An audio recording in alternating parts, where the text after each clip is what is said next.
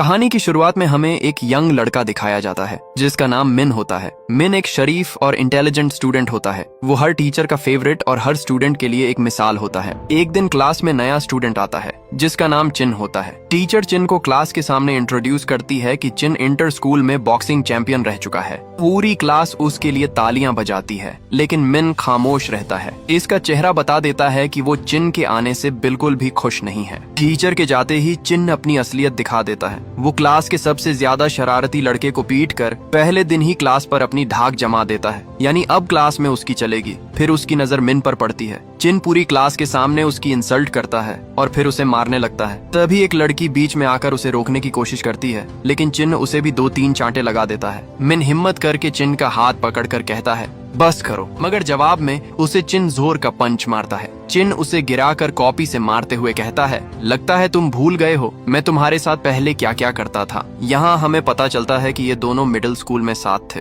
और चिन तब भी मिन को टॉर्चर करता था। अगर मिन कंप्लेंट करता तो चिन और ज्यादा मारता। डर के मारे मिन सब सह लेता था और अब उसका पुराना नाइटमेयर वापस आ चुका होता है। जमीन पर गिरकर दर्द से लिपटा मिन डिसाइड करता है कि अब बस। वो डरते हुए पेंसिल लेकर उठता है। चिन उसे डरपोक कहकर चैलेंज करता है और उसका हाथ पकड़कर अपनी आंख के सामने लाता है और कहता है, हिम्मत है तो मार मुझे। पहले तो मिन बहुत डर रहा होता है, मगर अगले ही लम्हे मिन सच में उसकी आंख में पेंसिल घुसा देता है। सालों का दबा हुआ डर और गुस्सा एक ही पल में फट पड़ता है। सब स्टूडेंट्स बहुत ज्यादा डर जाते हैं। चिन चीखता हुआ जमीन पर गिर जाता है। मिन को पकड़ लिया जाता है। कोर्ट में मिन पर केस चलता है और फैसला सुनाया जाता है कि मिन ने हद से ज्यादा तशद्दुद किया, जिससे चिन की राइट आई चली गई थी। ये सेल्फ डिफेंस नहीं बल्कि वायलेंट असॉल्ट माना जाता है। मिन को 3 साल कैद की सजा सुनाई जाती है। उसकी माँ कोर्ट में रोती रह जाती है। इसके बाद मिन को जेल भेज दिया जाता है। वो कभी सोच भी नहीं सकता था कि वो जिंदगी में पहली दफा लड़ाई करेगा और सीधा जेल पहुंच जाएगा। प्रिजन बस में कोई उसे अपने साथ बैठने नहीं दे रहा होता। बस में उसे एक खतरनाक कैदी के पास बिठाया जाता है, मगर वो लड़का चुपचाप बैठा रहता है। कुछ देर बाद वो जेल पहुंच जाते हैं और गार्ड्स उन्हें जेल यूनिफॉर्म्स देते हैं। अंदर एक पुराना कैदी उन्हें जेल के रूल समझाता है कि यहाँ रैंकिंग पावर से होती है। जितनी ज्यादा ताकत उतनी ज्यादा इज्जत। वो उन्हें ये भी बताता है कि जेल में 3 गैंग्स का राज चलता है। पहली गैंग का लीडर ह्योप है, जो फॉर्मर जूडो वर्ल्ड चैंपियन है। दूसरी गैंग का लीडर जॉन है, एक बड़े जिस्म वाला आदमी जो गुस्से में पागल हो जाता है। तीसरी गैंग का लीडर सेयोंग होता है, देखने में छोटा और शरीफ, लेकिन फाइट में शैतान होता है। पुराना कैदी बताता है कि जॉन और सेयोंग ने मिलकर ह्योप को फंसा दिया था। दोनों ने ड्रामा किया कि ह्योप ने उन पर हमला किया है और गार्ड भी उनकी बात मान लेता है और ह्योप को सॉलिटरी कन्फाइनमेंट भेज दिया जाता है। अब सिर्फ 2 गैंग्स का जेल में राज चलता है। पुराना कैदी उन्हें बताता है कि जेल में एक कैदी ऐसा भी है जिसे कोई कंट्रोल नहीं कर सकता,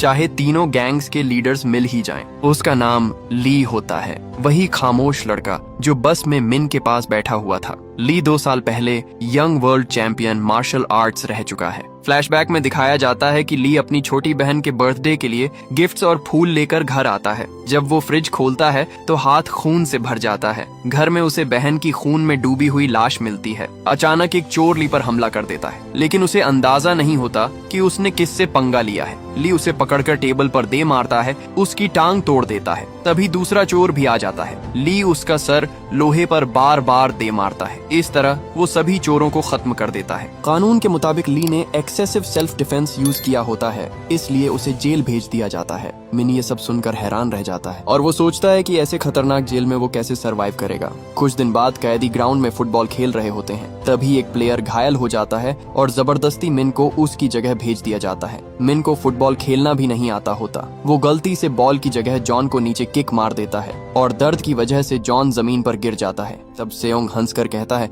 जॉन अब तुम्हें नहीं छोड़ेगा। जॉन के आदमी मिन को पकड़ कर ले जाते हैं ताकि वो बदला ले सकें। मिन को फिर चिन याद आता है जब वो उसे टॉर्चर किया करता था और इसे बेइज्जत करता था। इसी दौरान ली वहाँ से गुजरता है। ली को देखकर सब लोग ऐसे बिहेव करने लगते हैं जैसे मिन इनका दोस्त है। मिन किसी तरह हाथ छुड़ाकर ली के पास जाता है और उससे मदद मांगता है, मगर जॉन ली को वार्न करता है कि बीच में टांग मत अड़ा। ली कुछ लम्हे के लिए सोचता है और फिर कहता है, बस इस लड़के को छोड़ दो। जॉन गुस्से में आ जाता है और ली पर हमला कर देता है, लेकिन ली आसानी से उसके सारे अटैक्स डॉज करता है और सिर्फ एक स्ट्राइक से जॉन को जमीन पर गिरा देता है। मिन की नजरों में ली अब सिर्फ एक कैदी नहीं बल्कि एक लेजेंड बन चुका होता है। इस दिन के बाद जॉन हर हाल में मिन से बदला लेना चाहता था। कुछ अरसे बाद चिन जेल में मिन से मिलने आता है। वो कहता है कि तुम्हारी वजह से मेरा बॉक्सिंग करियर खत्म हो गया और ये भी कहता है कि मैंने स्कूल भी छोड़ दिया है। मिन इससे माफी मांगता है, लेकिन चिन अपनी आंख से बैंडेज हटाकर उसे अपनी आंख दिखाता है। मिन उसकी तरफ देख भी नहीं पाता। चिन कहता है, मैं सिर्फ तुम्हारा जेल से बाहर आने का वेट कर रहा हूँ। जैसे ही तुम जेल से बाहर आओगे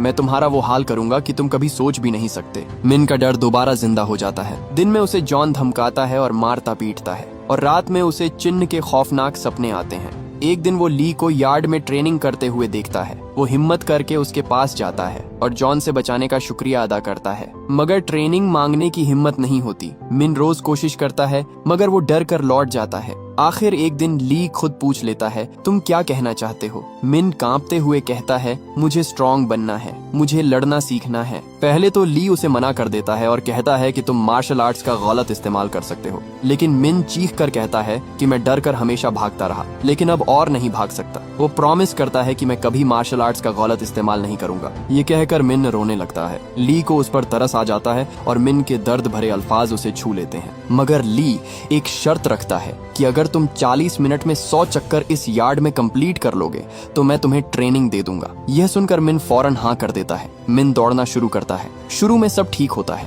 आहिस्ता आहिस्ता सांसें टूटने लगती हैं, पांव दर्द से जलने लगते हैं। 72 चक्कर लगाने के बाद उसकी एनर्जी बिल्कुल खत्म हो जाती है और वो जमीन पर गिर जाता है, लेकिन मिन फिर अपने आप को घसीट कर उठाता है। वो अपने पुराने जख्मों, अपनी बेइज्जती और अपने डर को याद करता है, क्योंकि यह उसका आखिरी चांस होता है खुद को बदलने का। वो दौड़ता रहता है और आखिर में थक कर बेहोश हो जाता है। ली फौरन उसे संभालता है। टेस्ट टेक्निकली फेल हो गया होता है, लेकिन ली कहता है, तुमने टेस्ट पास कर लिया है। इसके बाद ली मिन के लिए जेल वार्डन से बात करता है। असल में ली की वार्डन से अच्छी अंडरस्टैंडिंग होती है। वो रिक्वेस्ट करता है कि मिन को उसकी सेल में शिफ्ट किया जाए। वार्डन भी उसे परमिशन दे देता है। ली पहले दिन से ही उसकी ट्रेनिंग शुरू कर देता है। सबसे पहले उसे पुशअप्स करने होते हैं, लेकिन मिन सही फॉर्म भी नहीं कर पाता। जब वो पुलअप बार पर लटकता है तो एक पुलअप भी नहीं कर पाता। ली उसे मोटिवेट करता है और आखिर में वो एक पुलअप कर लेता है। तब मिन को एहसास होता है कि वो कितना कमजोर है। ली बेसिक एक्सरसाइजेस से शुरू करता है। रोजाना ट्रेनिंग सख्त होती रहती है। धीरे धीरे मिन की स्ट्रेंथ बढ़ने लगती है। वो वेट्स उठाता है, ज्यादा पुलअप्स करने लगता है और उसका स्टेमिना इंप्रूव होने लगता है। ली अपने हिस्से का खाना भी उसे खाने को देता है और मिन से कहता है कि मसल्स सिर्फ ट्रेनिंग से नहीं, न्यूट्रिशन से भी बनते हैं। दिन ब दिन मिन बदलता जा रहा होता है। उसका जिस्म मजबूत हो रहा होता है और उसके अंदर का डर कम होने लगता है। ली उसके कोर पर खास फोकस करता है। पेट पर स्ट्राइक्स मारकर उसके एब्स मजबूत करता है। जब मसल बिल्डिंग फेज कंप्लीट होता है तब असली मार्शल आर्ट्स ट्रेनिंग शुरू होती है। ली उसे सिर्फ पंचेस और किक्स नहीं बल्कि पेन टॉलरेंस भी सिखाता है। कैसे वार बर्दाश्त करना है, कैसे गिर कर दोबारा उठना है। वक्त के साथ वही कमजोर मिन एक सॉलिड बॉक्सर जैसा लगने लगता है। उसका ट्रांसफॉर्मेशन देखकर उसके साथी हैरान रह जाते हैं। दूसरी तरफ चिन जिंदगी में भटक रहा होता है। एक दिन रोड पर चलते हुए एक गाड़ी उसे हॉर्न देती है। जब वो रास्ते से नहीं हटता तो ड्राइवर उसे गाली देता है। गुस्से में चिन गाड़ी का साइड मिरर तोड़ देता है। दोनों आदमी बाहर निकलते हैं, लेकिन चिन उन्हें बुरी तरह पीट कर हड्डियां तोड़ देता है। ये सब एक गैंग लीडर यांग देख लेता है। वो चिन की फाइटिंग स्किल से काफी इम्प्रेस होता है और उसे अपना कार्ड देता है और पूछता है कि तुम मेरे लिए काम करोगे, मगर चिन कार्ड फेंक देता है। जब यांग उसकी आंख देखता है तो कहता है, मैं तुम्हारी आंख का इलाज करवा सकता हूँ और मैं तुम्हें पहले से ज्यादा पावरफुल बना सकता हूँ। ये सुनकर चिन भी ऑफर एक्सेप्ट कर लेता है।